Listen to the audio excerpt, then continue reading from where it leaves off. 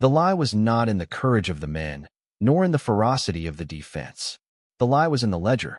They say war is chaos. But chaos I learned to master. Chaos has rules, even if they are brutal. True catastrophe begins when you recognize the enemy is not striving for victory, but merely applying an infinite volume of steel until you become a mathematical smear they need only wipe away.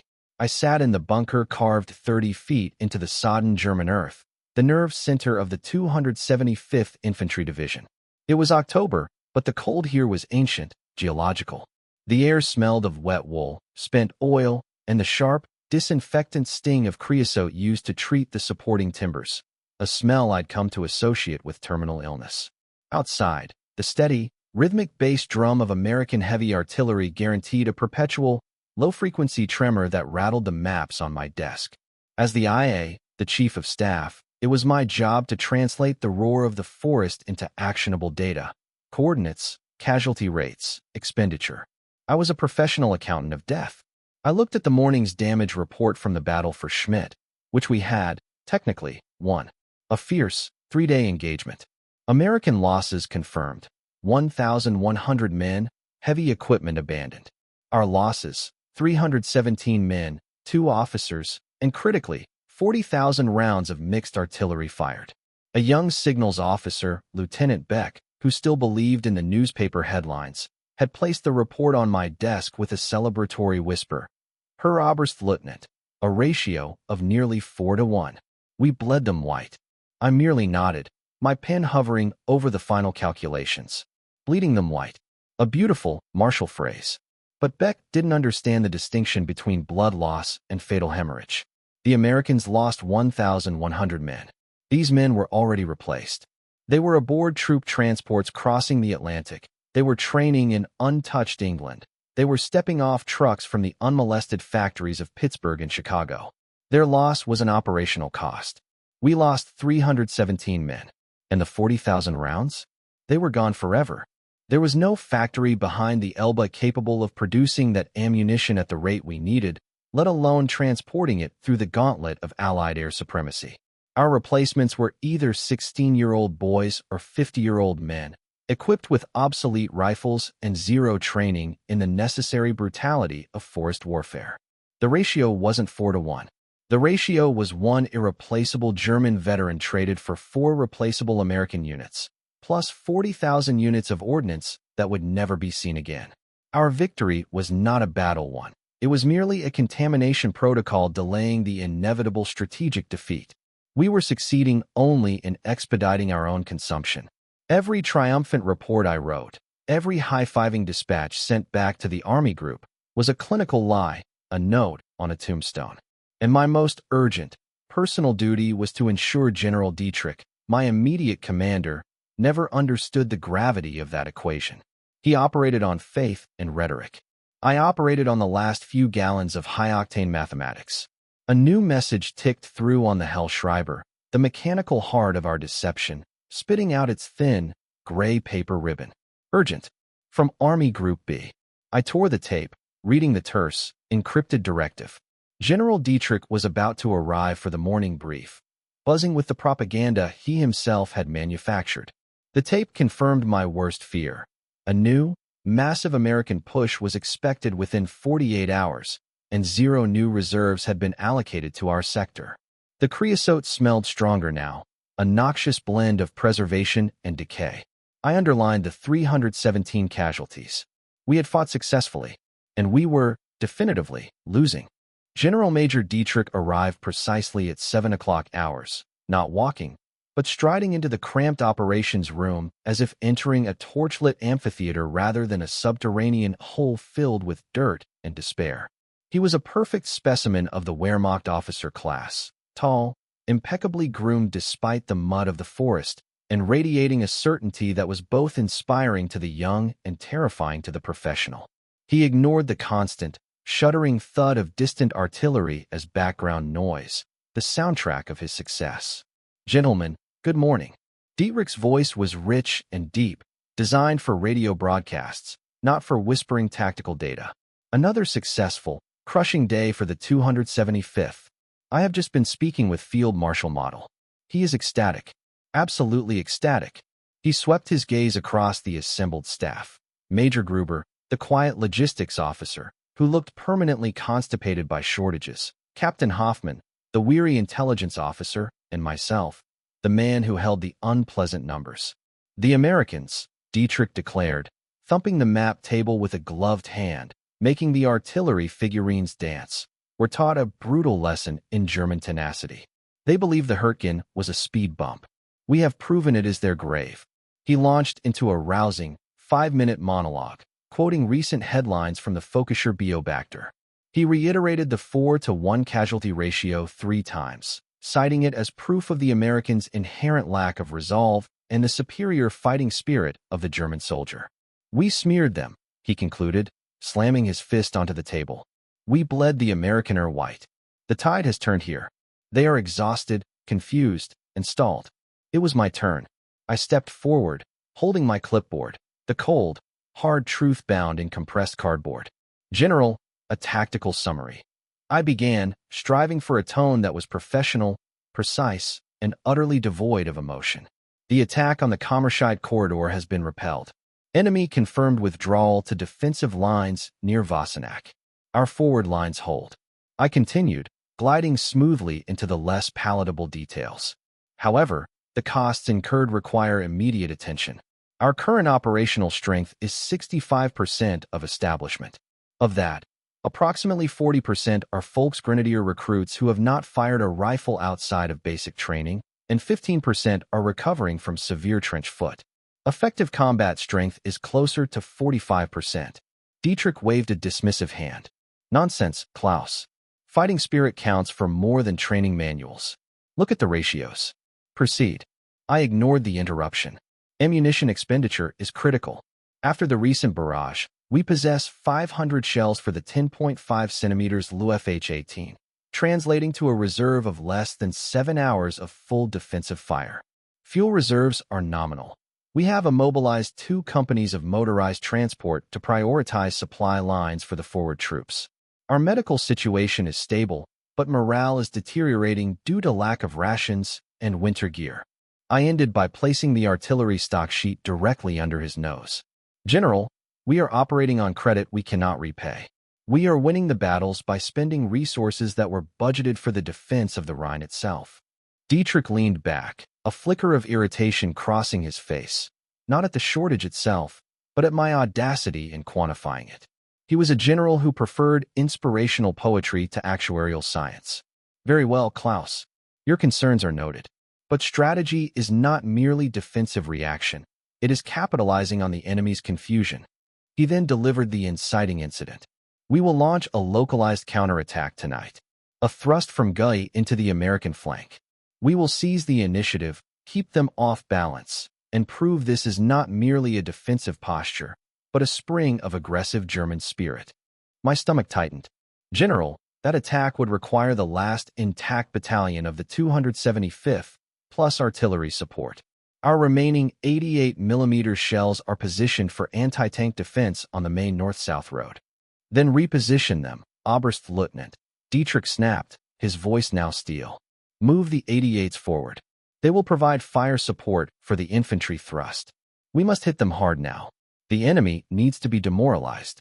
I want a complete tactical plan on my desk by 1400 hours. This is an order. Are there any further questions? There were no questions. Only the stark realization that the last remaining shield of the division, the ability to repel an armored breakthrough, was now being traded for a doomed, minor act of bravado. He was commanding us to use the oxygen tank to light a celebratory cigar. I picked up my clipboard, the paper rustling like dry leaves. As you command, General. I knew then that my job wasn't just managing the numbers. It was calculating how many rules I could break to prevent my men from being sacrificed for the General's press release. The General's order was a fever dream, but a fever dream required scouting. I grabbed my sidearm, buckled my greatcoat, and told Major Gruber I was heading forward to assess the logistical feasibility of moving the 88s. Feasibility, of course, was a polite military term for impossibility. Stepping out of the bunker was like entering a refrigerator that had been recently coated in pulverized wood and mud. The cold hit instantly, a penetrating, damp chill that promised disease. The sky was the color of old pewter, threatening snow. The Hurtgen forest was not a conventional battlefield. It was a suffocating maze, where visibility often dropped to 10 meters, turning mechanized warfare into a lottery of attrition. Every tree was an artillery magnet, every ravine a potential kill zone. I walked the track toward the main forward supply dump near the road junction, a distance of barely 2 kilometers, which took nearly an hour. The ground was saturated. Decades of leaf decay had turned the soil into a thick, clinging paste that sucked at our boots. This mud was the Americans' true ally. It neutralized their technical superiority almost as effectively as it nullified our meager transport capability. We rounded a bend and stopped. In the middle of the track, half submerged in a crater filled with oily water, lay a Tiger II. It was the pride of the attached heavy company, or what was left of it. The top turret hatch was blown off, likely by an internal fire, and the massive gun barrel pointed uselessly at the gray sky. A haggard engineering sergeant, Schultz, sat on a log nearby, smoking a short pipe. "Report on the 233, I requested, pointing at the ruin. Schultz shrugged, spitting a piece of tobacco. "Not the Americaner, Herr Oberstleutnant. The forest. We got stuck in the bog crossing the creek line. Then the auxiliary engine seized up. We were dead in the water for 6 hours. The crew salvaged the radio and the optics before the P-47s found it." He gestured vaguely at the mangled hull. "Look at that, sir. We could cross Russia, but we can't move 50 meters in the Hurtgen without getting swallowed. Steel means nothing here." He was right. Our most powerful weapons, designed to dominate the open plains of the East, were now little more than immobile pillboxes waiting for a bomb or an engineer team with dynamite. Moving the heavy 88mm guns for Dietrich's ill-conceived counterattack would be a monumental task of engineering and sheer physical labor, guaranteeing they'd be trapped or spotted before they fired a single offensive shot. We continued further, finally reaching a forward listening post. Here, I met the new replacements. They were stacked like cordwood in a hastily dug communication trench, the Volksgrenadier. Boys, barely men. Their uniforms hung loosely on their adolescent frames. They hadn't mastered the art of cleaning their rifles yet. The weapons looked more polished than the soldiers. They carried the distinct, nervous odor of fear mixed with damp wool. Their acting commander was an old hand, an Unteroffizier named Steiner, who looked 10 years older than his actual 30. Steiner's eyes were bloodshot, rimmed with the black fatigue unique to men who haven't slept properly in months. "Steiner, report on the new arrivals." "Morale." Steiner straightened up, a gesture of respect that cost him visible effort. "They follow orders, Herr Oberstleutnant. They are willing. They are not soldiers yet. They panic when the mortar rounds land closer than 50 meters. And their primary need? I expected ammunition, perhaps fuel for the small cooking stoves. Shovels, sir. We need proper, robust shovels. The ground is freezing hard at night, and we can't dig in deep enough. The equipment they send us with is junk, and maybe better boots. Half of them are developing trench foot already." I nodded slowly. The Americans were raining down death, and my hardened veteran was asking for simple tools. It was a perfect summation of the German logistical plight. The Reich could still manufacture Messerschmitts, but it couldn't provide a working shovel for the infantry. Steiner looked at me, his gaze cutting through the professional distance. "We hold, sir. We always hold. But if we run into a real assault, we'll break.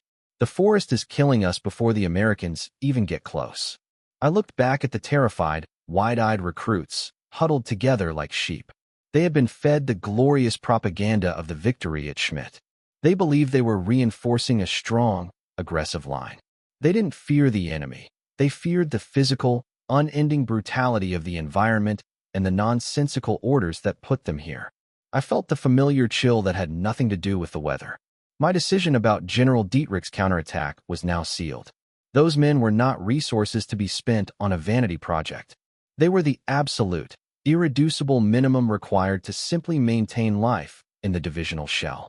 Returning to the bunker, the continuous roar of the American guns now sounded less like an attack and more like the inevitable, mechanized grinding of a geological process. My report on logistical feasibility would be truthful. It was impossible.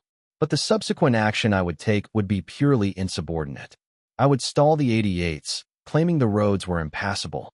I had bought Steiner and his boys perhaps a day, maybe two, and I had started down the path of treason. The weather, which had been merely miserable, deteriorated into a weapon of mass destruction. A brutal mix of sleet and freezing rain began falling late that afternoon, turning the churned mud into a black, treacherous ice rink. Visibility dropped further, swaddling the entire front line in a miserable, gray shroud. The conditions should have favored us. Allied ground attack aircraft, the terror of the daylight hours, were grounded. The Americans' massive mechanized superiority should have stalled entirely. But superior resources are designed to weather even superior weather. At 2100 hours, I was monitoring the main communications line, huddled near the sputtering diesel stove in the corner of the bunker. The stove provided more smell, acrid exhaust, and wet leather than warmth, but it was a psychological focus point. The signals officer, Lieutenant Beck, handed me a message slate. His face was pale, his hands shaking slightly. Herr Oberstleutnant. Report from Army Group B Rear Echelon. Regarding the essential supply convoy, designated Winterfell. My heart sank. Winterfell. That convoy carried the divisional lifeline. Heavy winter parkas, specialized boots, fuel for the remaining few trucks, and, most importantly, the consolidated rations that would keep the men from starving to death on their feet. Its arrival had been promised for dawn. I took the slate. The report was concise and brutal. Convoy Winterfell intercepted 2030 by enemy night fighter patrol, estimated mosquitoes, near Durin. Total loss of all vehicles. No survivors. Enemy air superiority confirmed 24/7.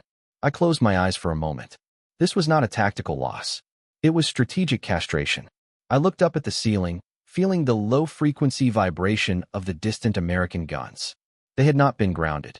Their heavy bombers and their long-range artillery were simply indifferent to the sleet. But more telling was the Mosquito, a wooden British aircraft, silent and fast, operating at night, deep in German territory. I walked over to the map, tracing the route of the destroyed convoy.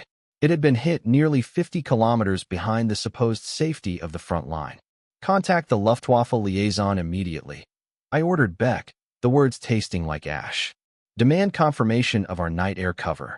Demand to know where our fighters were. Beck, knowing the futility of the request, still obeyed.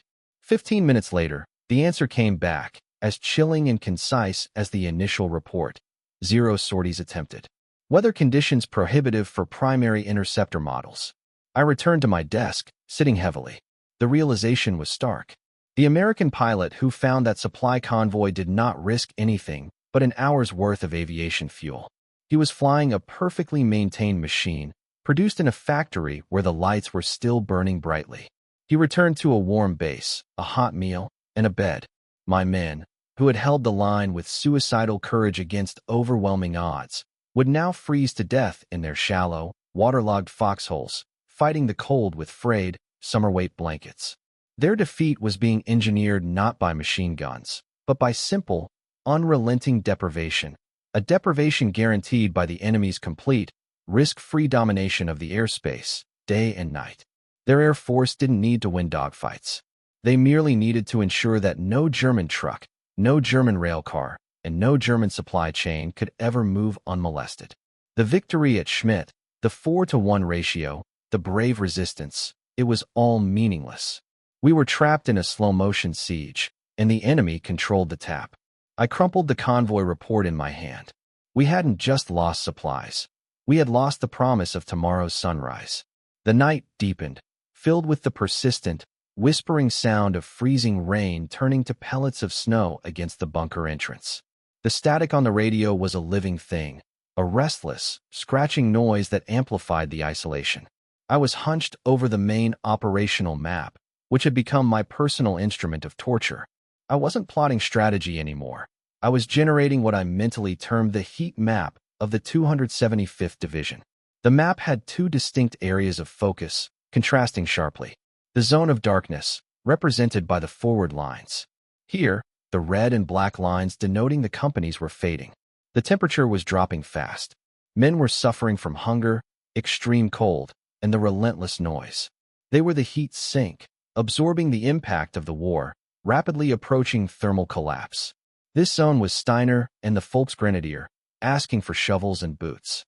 Their operational effectiveness was diminishing by the minute, regardless of how many Americans they killed. The zone of pale light, represented by the division headquarters and rear echelon.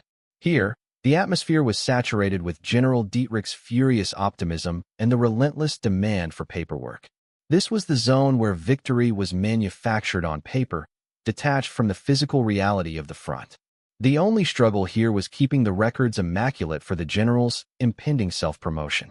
It was 2 o'clock hours. The air raid sirens had stopped hours ago, but the American artillery was now working with methodical, brutal precision, a slow, calculated tearing apart of our remaining defensive obstacles. Suddenly, the signals officer, Beck, looked up, his face tight. Herr Oberstleutnant. Priority B message.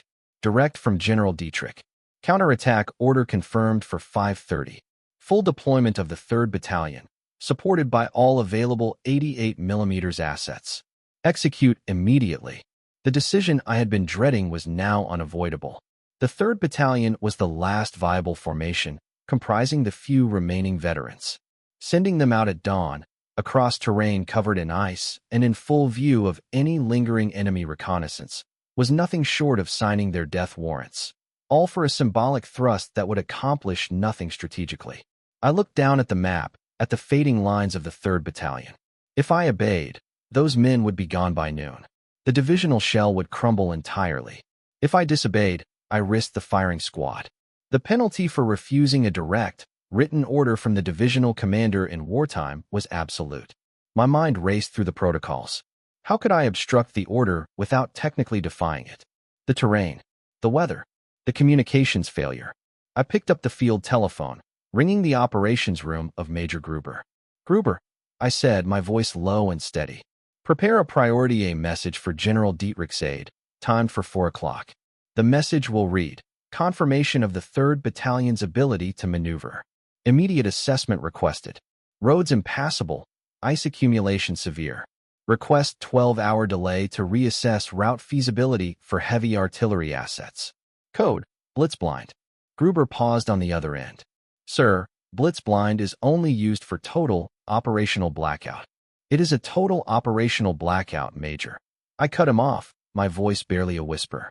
The ground has betrayed us. If the general asks, you confirm that the movement order was received, but the weather has rendered all heavy transport vehicles non-operational. You confirm that the Volksgrenadier are collapsing from exposure, not fighting capability. Frame it as logistics, Gruber, not defiance. Logistics is my responsibility. I take the blame. Understood, Herr Oberstleutnant. You are claiming total road collapse. There was a tone of grudging respect in Gruber's voice. He knew the risk. I put the phone down, feeling the knot in my gut loosen slightly. I had just falsified a critical operational report to save 600 lives. I had won 12 hours. 12 hours for a miracle, or at least 12 hours for the American attack to hit first, overriding the general's vanity project entirely. I returned to the map, feeling utterly isolated. I was a professional soldier who had just committed an act of strategic treason. But as I traced the faint lines of the 3rd Battalion, now temporarily safe in their frozen holes, I felt a peculiar, cold sense of duty fulfilled. My job was not to achieve victory. My job was to manage the inevitable defeat in the most cost-effective way possible. Saving these men, even if it meant my own neck, was the only remaining victory I could claim. The 12 hours I had stolen passed in a haze of mounting dread. General Dietrich's reaction to the road collapse report was predictable. A series of explosive, near unintelligible messages demanding immediate photographic proof of the impassable roads, threatening court-martial for the slightest delay. But the weather had, mercifully, worsened, making forward movement genuinely suicidal and thus confirming my alibi. Just as the sun attempted to penetrate the layer of heavy cloud cover at 9 o'clock hours, signaling the end of my borrowed time, the true, inevitable answer arrived. It wasn't a message, it was sound. The artillery barrage began instantly, without a ranging shot or a preliminary flutter of mortars. It was a solid, continuous wave of concussive force, unlike anything the division had experienced in the Hurtgen yet. This was not tactical fire. This was industrial capacity unleashed. I was standing near the communications array when the first wave hit. The entire bunker groaned, the supporting timbers flexing like bows. Dust and soil rained down from the ceiling. The air pressure dropped so violently that my ears popped, followed by a metallic ringing. Major Gruber, who was meticulously counting the last few shells we possessed for our own battery, dropped his pencil, his face slack with shock. Heiliger Gott, he murmured, staring at the ceiling. This wasn't merely artillery. This was the sound of the enemy proving my calculations.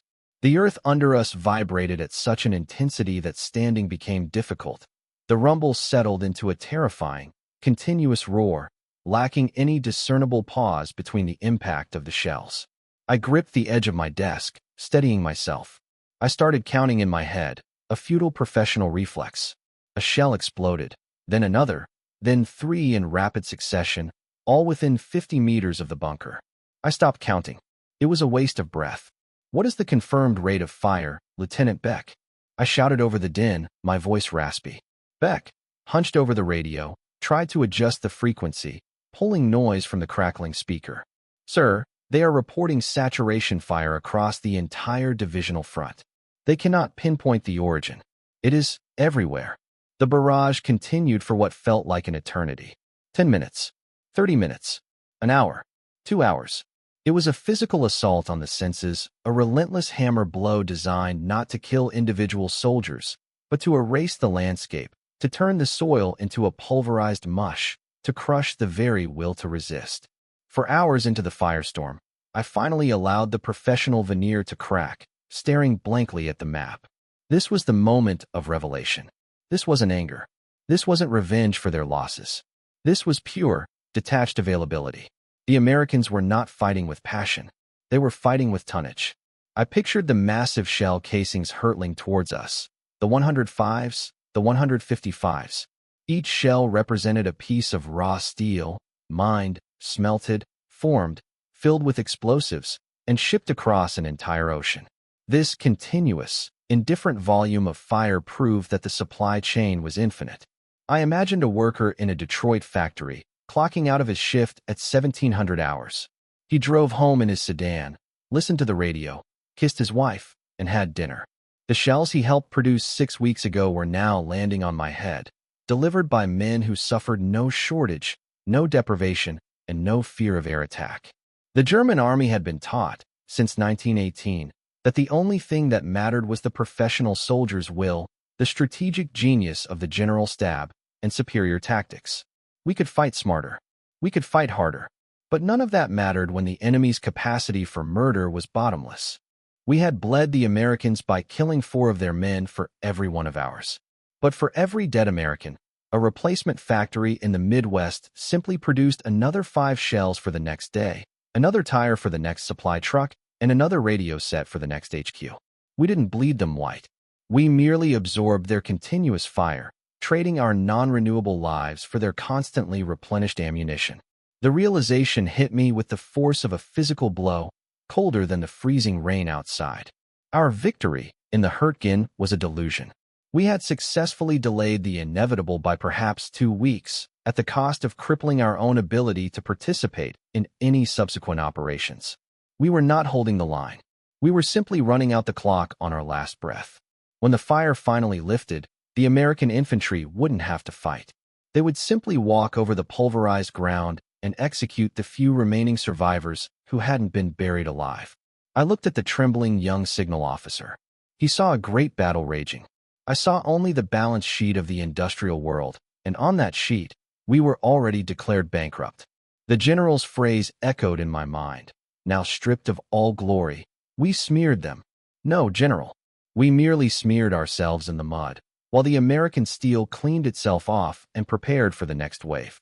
The American bombardment finally began to taper off after 6.5 hours, shifting from saturation fire to targeted harassment. The silence that followed was worse than the noise. It was a vast, echoing emptiness, suggesting nothing good had survived out there. We managed to establish brief, intermittent contact with the forward positions. The reports were fragmentary, horrifying, inconsistent. Positions obliterated, trenches collapsed, communication lines severed. The 3rd Battalion, which I had saved from the general's foolish counterattack, had been reduced from 600 men to barely 200, simply sitting in place. The American infantry push was imminent. Major Gruber entered my office, his face grim, carrying a small, muddy canvas pack. "Herr Oberstleutnant," he said quietly. "Lieutenant Hessler. Found him near his collapsed command post. He was buried, but the crew managed to dig him out. Too late.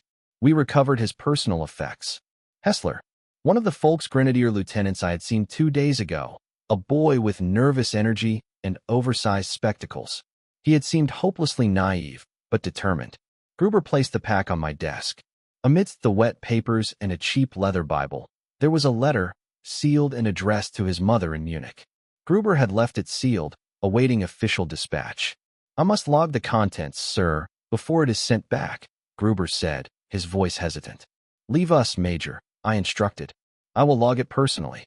Gruber nodded and withdrew, knowing I needed a moment of professional privacy to deal with the inevitable administrative task of processing the dead. I carefully peeled open the damp envelope. The handwriting was neat, slightly cramped, the ink bleeding in places from the moisture. It was dated yesterday. The opening was a standard reassurance. "Dear Mother, I hope this letter finds you well. I am well, though tired. We have seen tremendous action here, but we are holding. The forest is hard, but we are harder." I skimmed through the details of the grueling conditions, the cold, the lack of food. Then I reached the operational part, the part meant to bring pride to a worried mother in the Reich. "The fighting here has been a glorious victory. We repelled a major attack near Schmidt. Our officers say we killed 4 Americans for every one of ours. They are collapsing, Mother. Their will is broken. They are just boys sent to be slaughtered by the sheer superior quality of the German soldier. We are winning this place. We are showing them what true sacrifice means. We are saving the Reich, 1 meter of soil at a time." I stopped reading, the parchment shaking slightly in my hand. Hessler, the child soldier, had died believing the lie. He had taken his last breath in a collapsing, freezing hole, convinced that his meaningless death was part of a glorious, decisive victory. He died with the general's propagandist rallying cry ringing in his ears. This was the deepest horror of the general's rhetoric. It didn't just mislead Berlin. It deceived the men paying the ultimate price. They believed the ratio was proof of their value, not the accelerating meter counting down to their extinction. They believed the sacrifice was worth it because the enemy was weaker, when in fact, the enemy was simply richer and more patient. If Hessler had understood the truth, that his division was being methodically dismantled to save a few square kilometers of worthless forest, that his death was a necessary statistic to pad a propaganda report, would he have fought with the same fervor? Or would he have saved his last remaining strength for survival? I thought of the true calculation. Lieutenant Hessler, irreplaceable, highly motivated, traded for a few hundred rounds of ammunition that would be replaced within the hour. I reached for the sputtering stove. I held the letter over the flame. The damp paper took a moment to catch, then curled, the ink running into black scorch marks before transforming into ash. I logged it, Major. I'd tell Gruber later. Standard condolences. No operational details. I destroyed the proof of Hessler's brave, heartbreaking delusion. I did it not out of sentimentality, but because the truth of his sacrifice, that it was utterly pointless in the face of limitless industrial might, was too demoralizing, too dangerous, even for the divisional archives. I protected his lie, so the others could continue believing theirs. The battle for the Hurtgen forest was not just about territory. It was a battle for the narrative, and the general, using the blood of boys like Hessler, was winning that internal, necessary war of deception. I was the only man left who knew the score. The relentless grind of the Hurtgen campaign continued into the first week of December. The ground, now frozen solid, had halted the mud problem, replacing it with a far more insidious enemy. Hard, polished ice concealed beneath a light blanket of fresh snow. The 275th Division was a ghost. Our sector was defended by the absolute minimum required to maintain a physical presence. The general, having secured his victory narrative, spent most of his time at Army Group headquarters, lobbying for fresh troops and decorations. My job had become triage, deciding which piece of essential equipment to scrap to keep another running. Then, the strategic shift arrived. A cryptic, highly classified message came down the line. Operation Wacht am Rhein, the Watch on the Rhine. A massive, secret counteroffensive in the Ardennes, due to launch imminently. Our divisional designation was on the list. We were not to reinforce the Ardennes thrust, but to be immediately withdrawn from the Hurtgen, leaving a skeleton force behind to cover the shift, and then to be placed in reserve, ready to be rushed to plug any breaches. The order was logical. We were too depleted to attack, but we were the most battle-hardened survivors available to defend. The withdrawal order, however, presented an immediate, insurmountable problem. We had to move our division's remaining heavy equipment 60 kilometers south, through the dense, forested terrain, within 48 hours.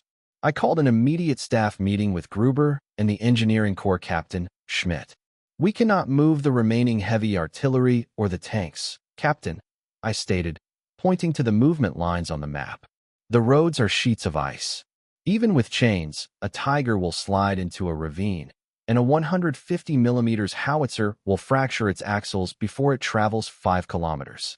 Captain Schmidt, a pragmatic engineer, nodded instantly. "The risk assessment is catastrophic, Oberstleutnant. We save the equipment, we lose the men to delay. We save the men, we lose the equipment. There is no middle ground." The general, predictably, arrived just hours after the order was issued, full of aggressive bluster about the great offensive to come. "This is our chance, Klaus, to turn the tide. I want every piece of serviceable equipment brought with us. We will need every last shell for the final, decisive battles." "General," I interjected, stepping carefully, respectfully, the roads. "Captain Schmidt confirms the movement of heavy armor is impossible without extensive engineering, which would delay the division by at least 72 hours. That is time we do not have." Dietrich paced the bunker floor, furious at the defiance of inanimate objects. "Then leave behind the trash. But the 88s, the panzers, they must come. If we lose that steel, we lose the capacity to strike back. I will not have my report show a loss of heavy assets due to inclement weather." The dilemma crystallized. General Dietrich valued the reportable asset, the physical presence of a tank or a gun, over the immediate necessity of preserving the human asset, the weary, skilled crew who operated it. To comply with the spirit of the order, we had to leave the heavy equipment. To comply with the letter of the general's demands, we had to sacrifice the men trying to save the steel. I looked at Gruber, who was silently calculating the number of infantry squads we would have to deploy to push the vehicles off the ice, knowing it would be a death sentence from the inevitable American counter-artillery. I made the final mental calculation. The 2 remaining Tigers were useful, yes, but their experienced crews, some of the last veterans of the Eastern Front, were priceless. They could train 100 Volksgrenadier recruits in trench warfare. Dead in a ditch, fighting for a useless vehicle, they were just another casualty statistic. I decided to delay the briefing with the general on the exact disposal plan. I would use the cover of the overall strategic shift to enact my own protocol. I would save the men and let the steel burn. This act of insubordination was no longer about caution. It was about defining the true, salvageable worth of the division. The American response to our subtle movements began at 3 o'clock hours, sharp and immediate. The enemy, sensing the beginning of a withdrawal or a major shift, unleashed a concentrated salvo of mortars, aimed squarely at the established command and supply trails. The headquarters bunker shuddered violently. A large section of the timber ceiling over the radio array finally gave way with a splintering crash. Electrical wires sparked, filling the air with the sharp, acidic smell of ozone and burning plastic. General Dietrich was present, having insisted on overseeing the final coordination of the heavy equipment movement. The crisis of the immediate shelling finally broke his composure. He grabbed the nearest field telephone, his face contorted with panic and fury. "Klaus, where's the 3rd Company? I ordered them to provide cover for the tank crews to retrieve the immobilized panzers." I was directing the signal staff, trying to establish an emergency connection to the artillery batteries, who were now under heavy counterfire. I turned to face the general. He was frantic, his eyes wide, no longer a majestic figure, but a man terrified of losing his reportable assets. "They are moving, General, on foot. Slowly. The engineers are trying to de-ice the road for the Tiger tracks." My lie was measured. Impossible, Dietrich roared, slamming the phone receiver down. They must use the men. Use the infantry. I need 2 companies providing direct cover while the crews attempt recovery. That steel is vital. Get them moving now, Oberstleutnant, before the Americans close the trap. His order was suicidal. Sending 200 exhausted infantrymen, many of them the half-frozen Volksgrenadier recruits, out into a concentrated mortar attack simply to salvage 2 crippled tanks that would never successfully navigate the ice, was madness.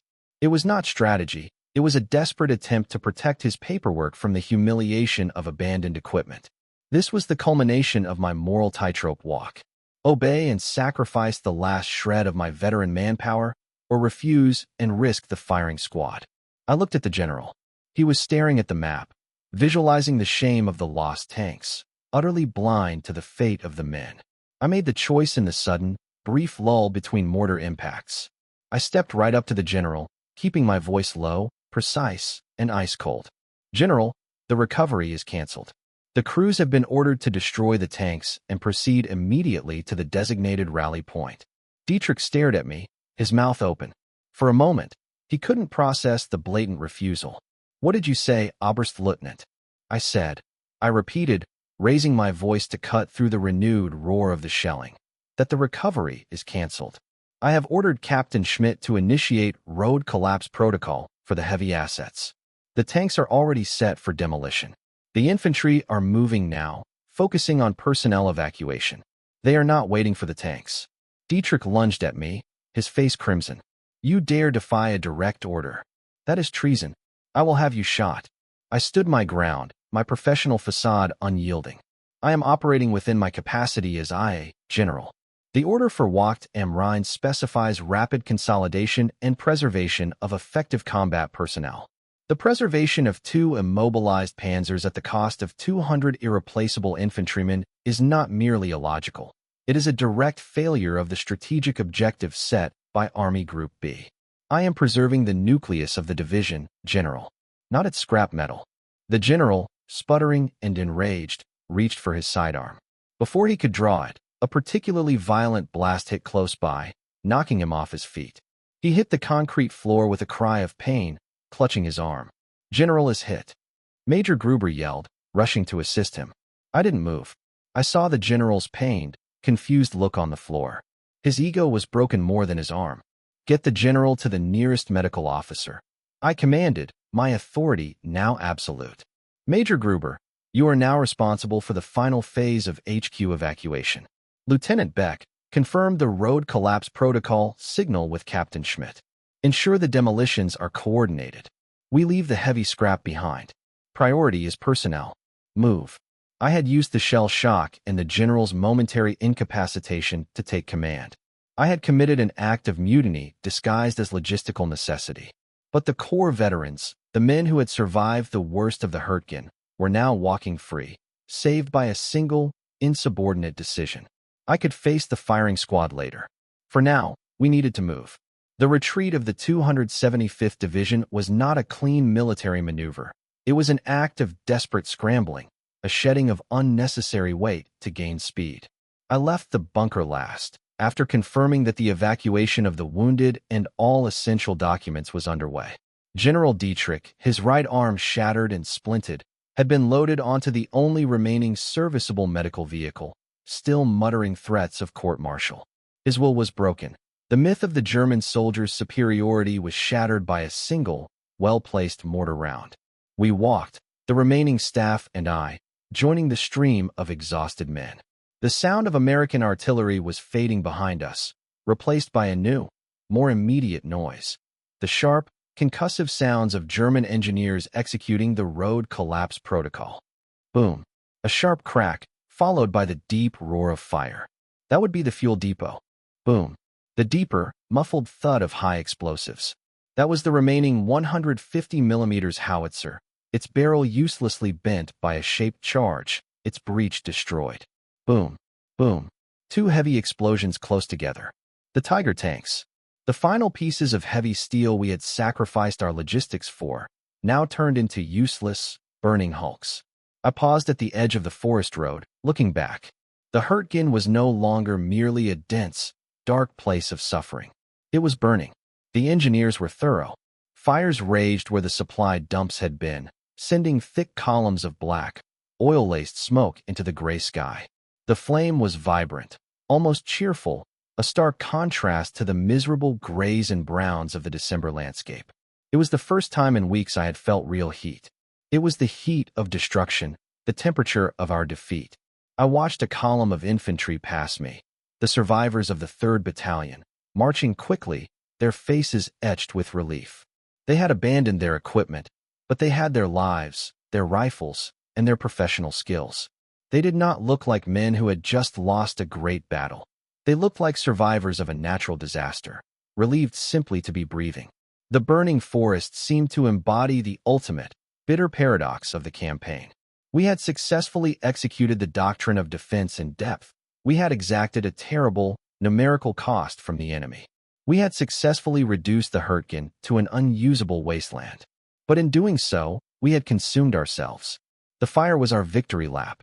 We had denied the enemy resources, but only by first denying them to ourselves. The general had wanted to bleed the Americans white, but the only true bleeding that had occurred was the catastrophic hemorrhage of our own strategic reserves.